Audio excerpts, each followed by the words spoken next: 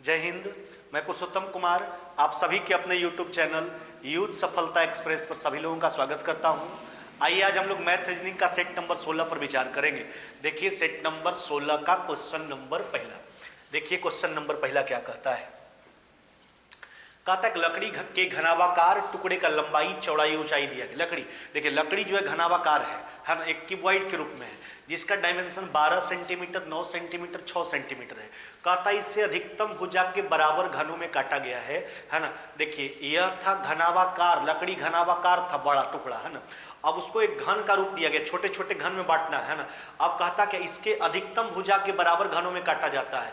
3 घनों का संख्या। अब देखिए घनावाकार लकड़ी का टुकड़ा हम ले लिए हैं। अब कहता उसको बड़ा से बड़ा घन में बांटना है, कितना घन का निर्माण होगा। अब सोचिए तो लकड़ी तो घनावाकार है, अब उसको घन का रूप देना है ना। लेकिन घन के काटने के समय लकड़ी का कोई भी अंश आपका बर्बाद नहीं होना चाहिए।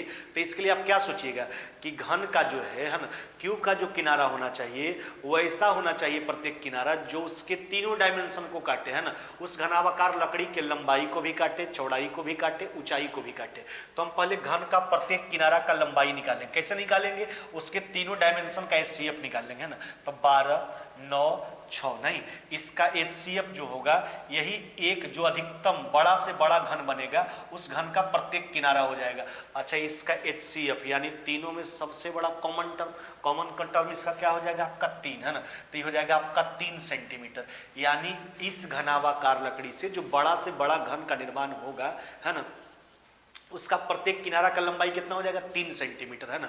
अब हमसे कहता यही है, कहता ऐसे घनों की संख्या कितना होगा। तो क्या कीजिएगा, घनाभ के आयतन में है ना, घनाभ का आयतन LBH 12 गुना 9 गुना कितना हो गया 6।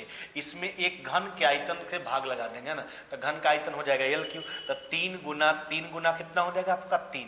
9 काट दीजिए, 3 से 2 बार में कट गया है ना। आपका उत्तर कितना हो जाएगा 24। यानी ऐसे घनों का संख्या कितना हो जाएगा 24 है ना। पहले हमने क्या निकाला, जिस छोटा घन में इसको बड़ा से यहाँ बोला गया था अधिकतम भुजा के बराबर घनों में इसको काटना है। तो जिस घन में इसको काटना था वैसे बड़े से बड़े घनों का हम प्रत्येक किनारा का लंबाई निकाल रहे हैं। उसके किनारा का लंबाई ऐसा होना चाहिए जो उसके लंबाई को भी काटे, चौड़ाई को भी काटे, ऊंचाई को भी काटे है ना। तो उसके तीनों डायमेंशन का हमने HCF निकाल लिया, 3 सेंटीमीटर आ गया। समझिए घन का प्रत्येक किनारा हो गया। अब हम घनाभ के आयतन में एक घन के आयतन से भाग लगा देंगे, कितना घन कट के बनेगा। तो आपका रिजल्ट हो जाएगा 24। ऑप्शन नंबर हो जाएगा आपका सी नंबर। चलिए आगे बढ़िए। देखिए अगला क्वेश्चन क्या कहता है। कहता दो संख्याओं का योगफल है 35। ध्यान दीजिएगा, दो संख्या ये और भी मान लेते हैं। अच्छा इसका योग दिया गया 36 नहीं। अब कहता है उसके मौसा और लौसा दिया गया। अच्छा एक बात जानते हैं आप कि दो संख्या का जो गुणनफल होता है उसके लौसा और मौसा के गुणनफल के क्या होता है बराबर होता है। ध्यान दीजिए, तो उसका मौसा का जहां तक सवाल है ना, तो मौसा हो गया उसका 3 और लौसा कितना हो गया 105। तो 3 गुना 105 नहीं, दो संख्याओं का जो गुणनफल होता है उसके लौसा और मौसा के गुणनफल के क्या होता है बराबर होता है। तो दो संख्या का गुणनफल उसके लौसा मौसा गुणनफल के बराबर। उन दोनों संख्याओं की व्युत्क्रमों का जो, यानी हमसे पूछा गया था 1/a जोड़ 1/b का आप मान बताइए। अच्छा सोचिए इसका लौसा क्या हो जाएगा आपका, इसका लौसा हो जाएगा आपका AB नहीं, तो ऊपर में बच जाएगा आपका B, अब प्लस में क्या हो जाएगा आपका A। अच्छा तो A प्लस B का मान कितना है 36, जबकि AB का मान कितना है आपके पास 3 गुना कितना 105। चलिए कैलकुलेट कर लीजिए ना। देखिए 9 से काट लीजिए आप 4 बार में, नीचे से 9 निकालिएगा तो 3 इससे निकल जाएगा और 3 इससे निकल जाएगा।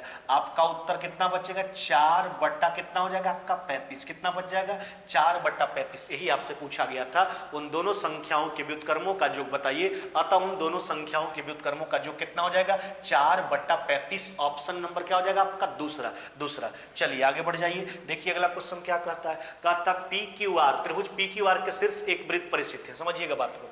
देखिए इस तरह का बात किया गया है। अब एक त्रिभुज PQR है, अब जिसका शीर्ष एक वृत्त परिस्थित है। ध्यान दीजिएगा यह PQR त्रिभुज है जिसका शीर्ष एक वृत्त परिस्थित है। अब कहता है इसका केंद्र क्या हो गया O। अब देखिए इसका केंद्र हो गया आपका O।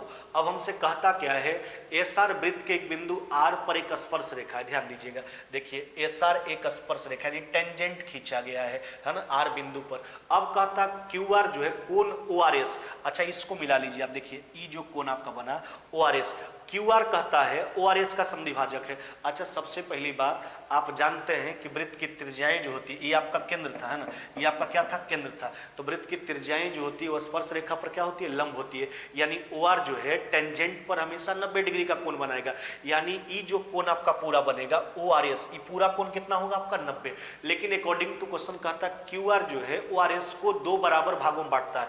अच्छा सोचिए तो 90 को क्यू आर 2 बराबर भाग में बांटेगा तो यह भी 45 डिग्री हो जाएगा आपका है ना, और यह भी आपका 45 डिग्री हो जाएगा, यह भी आपका 45 डिग्री हो जाएगा। लेकिन हमसे पूछा क्या गया, कहता कोण आर पी क्यू बता, इस कोण का मान पूछा गया। अच्छा एक बात ध्यान दीजिएगा, आपको हम एकांतर वृत्तखंड का कोण का एक बार बताए हैं, एकांतर वृत्तखंड का कोण क्या होता है, किसी वृत्त के स्पर्श रेखा एवं जीवा के द्वारा बनाया गया कोण, जबकि वही जीवा के द्वारा परिधि पर बनाया गया कोण दोनों आपस में क्या होते हैं बराबर होते हैं, इसी को एकांतर वृत्तखंड का कोण कहा जाता है। तो क्यू आर जीवा अगर स्पर्श रेखा के साथ 45 डिग्री का कोण बना रहा है तो यही क्यू आर जीवा परिधि पर भी कितना डिग्री का कोण बनाएगा, 45 डिग्री का ही कोण बनाएगा, यही कोण आपसे पूछा गया था। अतः आपका उत्तर हो जाएगा 45 डिग्री, ऑप्शन नंबर हो जाएगा आपका ए है ना। चलिए आगे बढ़ जाइए, देखिए कहता उस रेखा का समीकरण क्या होगा जिसका ढलान यानी स्लोप दिया गया 3/4 है ना, और जो बाई एक्स को 5 पर काटती है। अच्छा देखिए ध्यान दीजिएगा, स्लोप इंटरसेप्ट फॉर्म आपको हम एक बार बताएं क्या होता है, बाई बराबर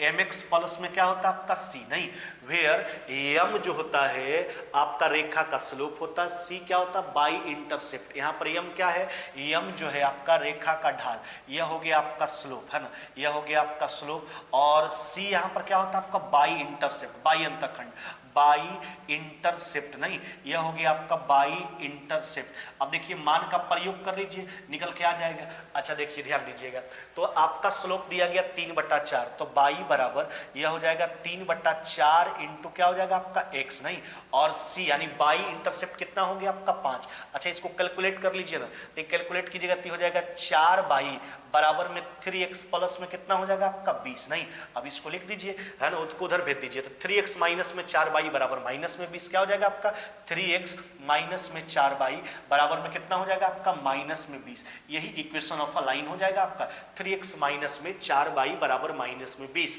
ऑप्शन नंबर क्या हो जाएगा आपका सी, ऑप्शन नंबर क्या हो जाएगा आपका सी, आपका उत्तर हो जाएगा ऑप्शन नंबर सी है ना। चलिए आगे बढ़ जाइए, देखिए अगला क्वेश्चन क्या कहता है, कहता है 2 पर पावर 33 को 10 से विभाजित किया जाए तो रिमाइंडर क्या बचेगा। एक बात आप ध्यान दीजिएगा, आप सोचिए बात को, अगर कोई भी संख्या में हम जब 10 से भाग लगाते हैं है ना, तो आप देखिएगा कि उस संख्या का जो इकाई अंक होगा वही उस स्थिति में रिमाइंडर मिलता है। कोई भी संख्या में भाग लगा देखिए 10 से, जब भी किसी संख्या में भाग लगाते हैं 10 से तो उसका जो उस संख्या का इकाई अंक होता है वही रिमाइंडर के रूप में आपको मिलता है। अच्छा सोचिए तो 10 से भाग लगाना यानी हम क्या करेंगे, इसका रिमाइंडर निकाल लेंगे है ना, यानी 2 पर पावर 33 का जो अब देखिए 2 पर पावर 33 को 10 से भाग देने के लिए बोला है, तो जो इसके इकाई स्थान पे संख्या होगा वही आपका रिमाइंडर होगा, तो 2 पर पावर 33 का इकाई अंक निकालना है। अच्छा तो पावर वाला संख्या है और बेस में आपका 2 है, तो 2 3 7 8 का साइक्लिक तो चलता है आपका 4 के आधार पे, तो पावर के अंतिम 2 संख्या हम क्या करते हैं 4 से भाग लगाएंगे।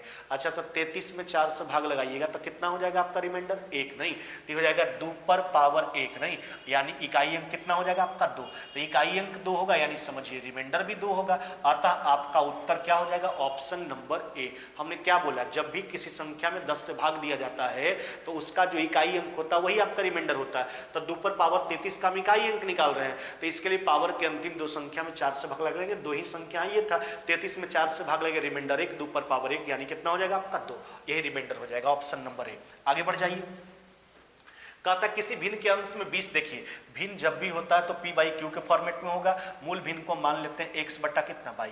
कहता किसी भिन्न के अंश में 20% का वृद्धि, अच्छा अंश को बढ़ाइए 20%, ये हो जाएगा 120/100, और फिर क्या कहता है, कहता हर में 20% का कमी, ये हो गया आपका 80/100। इस परिवर्तन के बाद भिन्न जो है वह भिन्न कितना हो जाता है आपका 4 बटा कितना 5। आपसे कहता मूल भिन्न बताइए, यानी x बटा बाई का मान बता रहे हैं, ध्यान दीजिए इसको काट के हटा लीजिए, 40 से 3 बार में कट जाएगा आपका 2 बार में। अब इसको क्रॉस गुना करके लिख दीजिए, लिखेंगे इसलिए x बटा बाई बराबर आपका उत्तर हो जाएगा 8 बटा कितना हो जाएगा 15, यही पूछा गया था, यानी मूल भिन्न बताइए, अतः मूल भिन्न का मान कितना हो जाएगा आपका 8 बटा 15, है ना। चलिए आगे बढ़ जाइए, देखिए अगला क्वेश्चन क्या कहता है, कहता है एक त्रिभुज एबीसी में, अच्छा आप जानते हो कि त्रिभुज के तीनों कोनों का जो कितना 180, कहता है साइन ए बराबर में कॉस बी, है ना, तो कॉस सी का मान पूछा गया। देखिए कॉम्प्लीमेंट्री एंगल में हम कई बार चर्चा भी आपके साथ करते हैं कि अगर साइन थीटा बराबर कॉस अल्फा हो, साइन थीटा बराबर कॉस अल्फा, टेन थीटा बराबर कोट अल्फा, या फिर सेक थीटा बराबर कोसेक अल्फा, तो ऐसा तभी संभव हो पाता है जब थीटा प्लस अल्फा का मान क्या होता है 90। तो देखिए ना यहाँ पर साइन थीटा बराबर कॉस अल्फा, यानी यह तभी संभव होगा जब a प्लस बी का मान क्या होगा आपका 90 डिग्री, क्या होगा आपका a प्लस बी बराबर कितना 90 डिग्री। अगर ऐसा नहीं तो इसको आप बना भी सकते हैं, जैसे cos b को आप लिख सकते हैं ना, cos b को आप लिख सकते हैं साइन के रूप में, साइन 90 माइनस में b, अब दोनों तरफ से साइन हटाइएगा तो a बराबर हो जाएगा 90 माइनस में b, अतः a प्लस बी बराबर 90 डिग्री। तो केवल इस बात का ध्यान रखिएगा, साइन थीटा बराबर कोस अल्फा, टेन थीटा बराबर कोट अल्फा, सेक थीटा बराबर कोसेक अल्फा, और तीनों कंडीशन में थीटा प्लस अल्फा 90 डिग्री।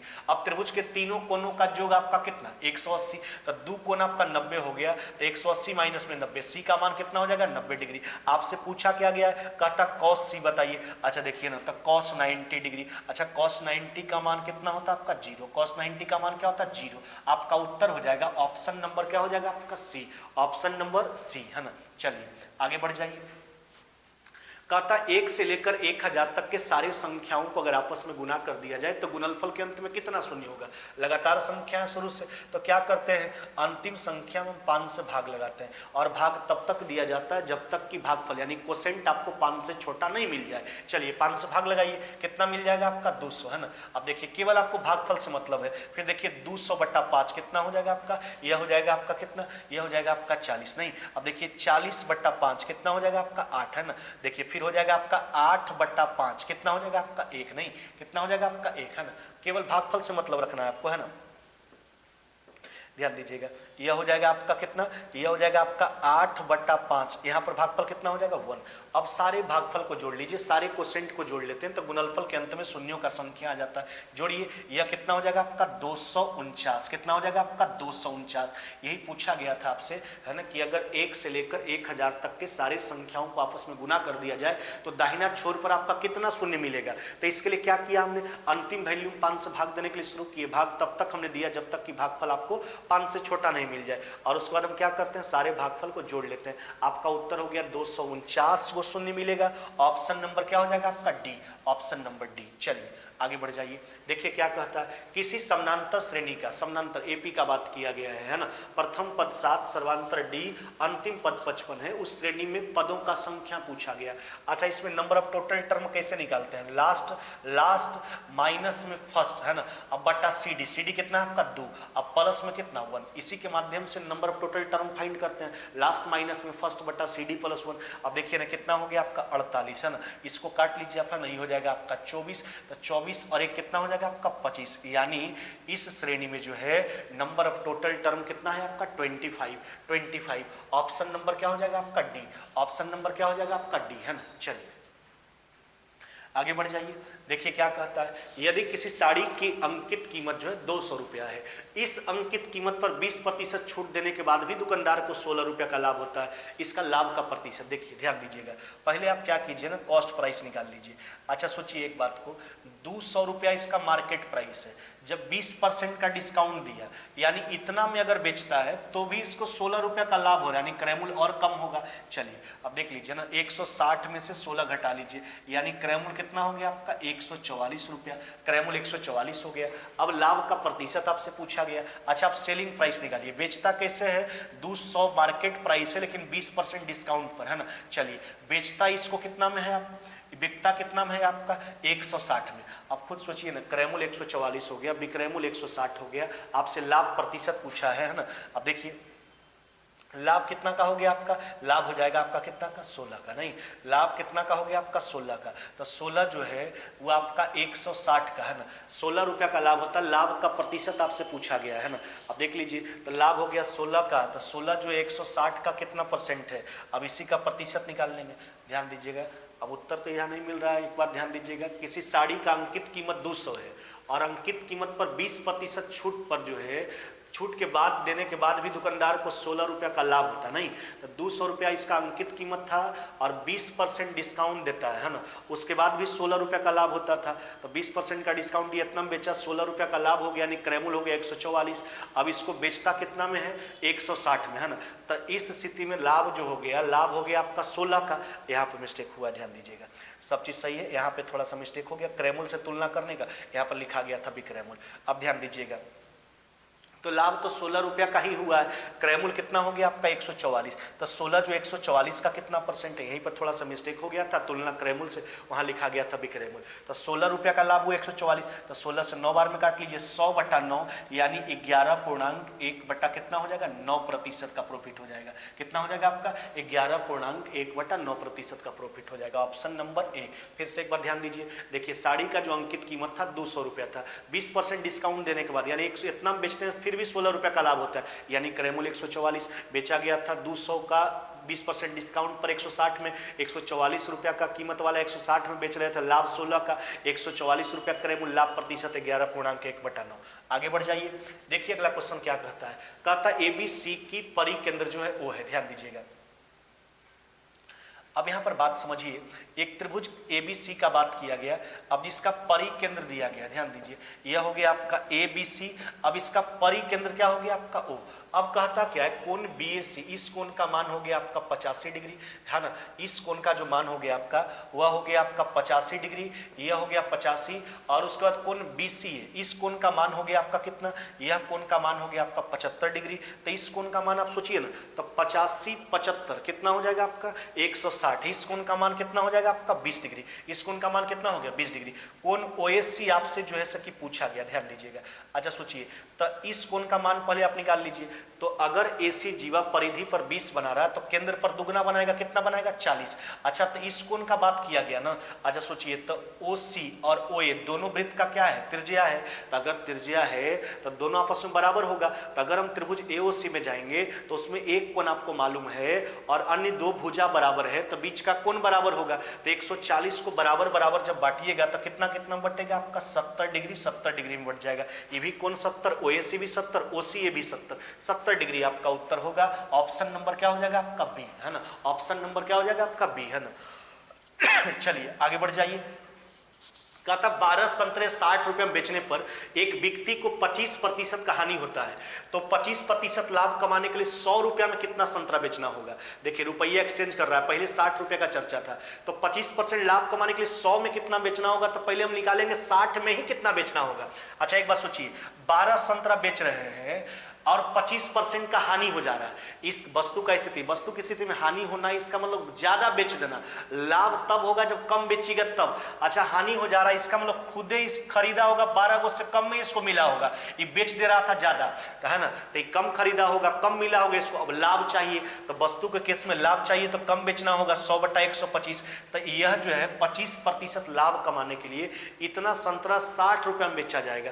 तो 1 रुपया में निकाल लीजिए और फिर 100 रुपया का बात किया तो 100 से गुना कर लीजिए, 100 रुपया में चले जाइए। चलिए ध्यान दीजिएगा, अब देखिए ना 12 से काट लीजिए ना, 12 से कट जाएगा आपका कितना बार में 5 बार में, अब 5 से काट लीजिए, है ना, और 5 से कट जाएगा आपका कितना बार में, 5 से कट जाएगा आपका 15 बार में, है ना। अब देखिए तो हो जाएगा आपका 20, है ना, 25 से 4 बार में, 25 से 5 बार में, है ना, 5 से 3 बार में काट लीजिए, 4 3 कितना हो जाएगा आपका 12, कितना हो जाएगा आपका 12, है ना, यानी संतरा का संख्या कितना 12। 25% लाभ कमाने हेतु 100 रुपया में बेचे जाने वाले संतरों का संख्या कितना 12।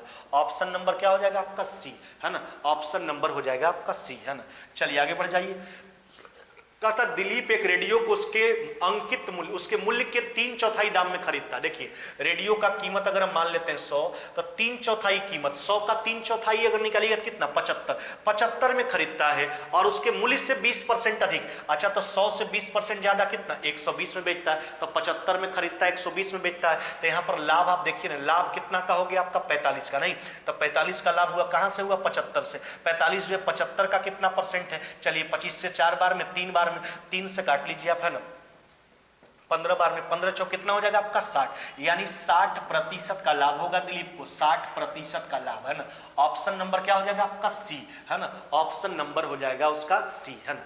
चलिए आगे बढ़ जाइए, देखिए अगला क्वेश्चन क्या कहता है, देखो कहता है 2 पर पावर, ध्यान दीजिएगा 2 पर पावर x है ना, बराबर में 3 पर पावर y और बराबर में 6 पर पावर माइनस में z। अब हमसे कहता है इसके आधार पर 1/x प्लस में 1/y प्लस में 1/z का मान निकालना। अच्छा, 3 मान बराबर है, एक कांस्टेंट टर्म को हम बराबर मान लेते हैं k। अब देखिए ना, सबका मान कांस्टेंट के रूप में आप लिख लीजिए बारी बारी से, तो बारी बारी से k के बराबर कीजिएगा तो 2 बराबर k पर पावर क्या हो जाएगा 1/x। नहीं, एक साइड का पावर दूसरा साइड जाके क्या होता है पलट जाता है। उसी प्रकार 3 बराबर हो जाएगा k पर पावर 1/y, उसी प्रकार 6 बराबर k पर पावर माइनस में 1/z। अब देखिए 2 3 6 का एक रिलेशन आप बना दीजिए कुछ भी, है ना। अब देखिए लिख देते हैं इसको, 2 गुना 3 बराबर में कितना 6, कोई भी रिलेशन लिख दीजिए आप। 3 गुना 2 बराबर 6, 6/3 बराबर 2, है ना, 6/2 बराबर में 3। अब लिख दीजिए सबका मान, तो k पर पावर 1/x है ना, और गुना k पर पावर 1/y बराबर में हो जाएगा k पर पावर माइनस में 1/z। देखो गुना में है, आधार समान है, पावर जुटेगा। अब बेस तो दोनों तरफ से हटा देते हैं, k ही रहेगा, तो 1/x प्लस में 1/y बराबर में माइनस में 1/z। लेकिन जो व्यंजक पूछा उसमें सबको एक तरफ लाया, तो ले जाइए एक तरफ, तो लिखेंगे इसलिए 1/x जोड़ 1/y जोड़ 1/z, राइट साइड आपका क्या बच जाएगा 0, है ना। अतः आपका उत्तर कितना हो जाएगा 0, 0 हो जाएगा आपका आंसर, ऑप्शन नंबर हो जाएगा आपका ए, है ना। क्या हो जाएगा आपका उत्तर ऑप्शन नंबर ए, है ना।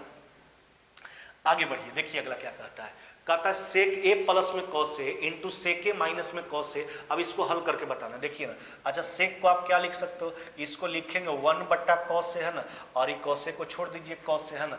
आगे ध्यान दीजिएगा, इसको लिखेंगे 1/cos ए, है ना, और माइनस में क्या हो गया आपका cos ए, माइनस में क्या हो गया आपका cos ए।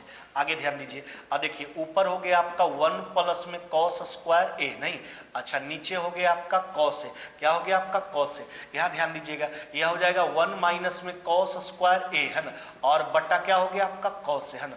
अब आगे देखिए थोड़ा, अच्छा इसको छोड़ दीजिए 1 प्लस में cos स्क्वायर ए, है ना, अच्छा, और 1 माइनस में cos स्क्वायर थीटा, ये हो जाएगा sin स्क्वायर थीटा, यह हो गया आपका sin स्क्वायर ए, नहीं, क्या हो गया आपका, है ना, यह हो गया आपका sin स्क्वायर ए। अब नीचे हो जाएगा आपका cos स्क्वायर ए, क्या हो गया आपका cos स्क्वायर ए। अब देखिए ना, साइन से गुना कीजिए दोनों तरफ sin स्क्वायर ए से, तो sin स्क्वायर ए प्लस में sin स्क्वायर ए इंटू cos स्क्वायर ए। अब cos स्क्वायर ए से भाग भी देना है, तो यहाँ पे sin स्क्वायर ए बटा cos स्क्वायर ए, तो यह हो जाएगा आपका tan स्क्वायर ए, क्या हो जाएगा आपका tan स्क्वायर ए। प्लस में ध्यान दीजिए, यहाँ पर cos स्क्वायर ए इंटू साइन स्क्वायर ए, cos से cos कट जाएगा, तो यहाँ पर बच जाएगा आपका sin स्क्वायर ए, क्या बच जाएगा आपका sin स्क्वायर ए। यही आपका उत्तर बचेगा, tan स्क्वायर ए प्लस में sin स्क्वायर ए, है ना, यानी उल्टा दिया गया sin स्क्वायर ए प्लस में tan स्क्वायर ए। ऑप्शन नंबर क्या हो जाएगा आपका डी, है ना, ऑप्शन नंबर क्या हो जाएगा आपका डी, है ना। चलिए आगे बढ़िए, देखिए अगला क्वेश्चन क्या कहता है।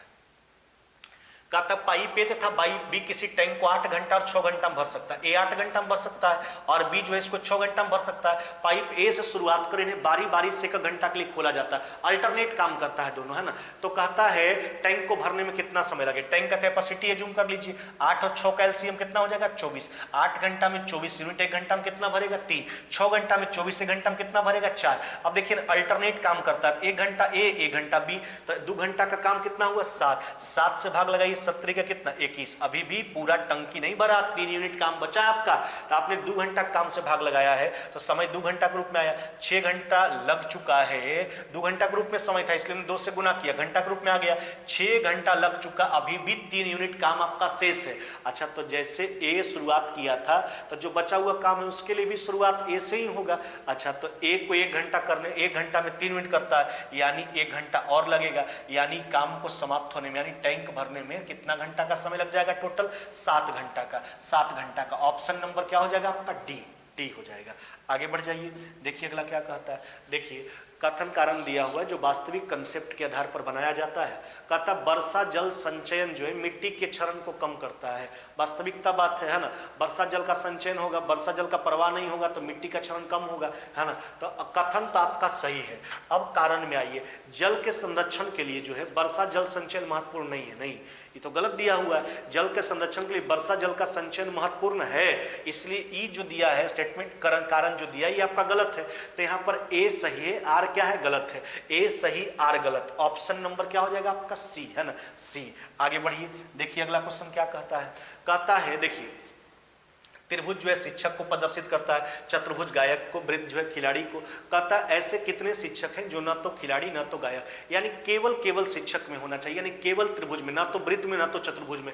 वह संख्या कौन है आपका 10। क्या है आपका 10। ऑप्शन नंबर क्या हो जाएगा आपका बी, है ना। चलिए आगे बढ़ते हैं। देखिए क्या कहता है, 5 लड़कों में जो है कहता है बसंत जो है, ध्यान दीजिएगा, बसंत मनोहर से लंबा, लेकिन उतना लंबा नहीं जितना कि राजू। अब देखिए यानी राजू इससे भी लंबा, बसंत मनोहर से लंबा लेकिन राजू उससे भी लंबा। अच्छा आगे देखिए, जयंत दत्ता से लंबा लेकिन उतना, जयंत दत्ता से लंबा है लेकिन मनोहर से छोटा। देखिए जयंत जो है दत्ता से लंबा लेकिन मनोहर से छोटा। हो गया अरेंजमेंट पांचों लड़का का हो गया। कहता है समूह में सबसे लंबा कौन है, समूह में सबसे लंबा कौन दिख रहा है, राजू।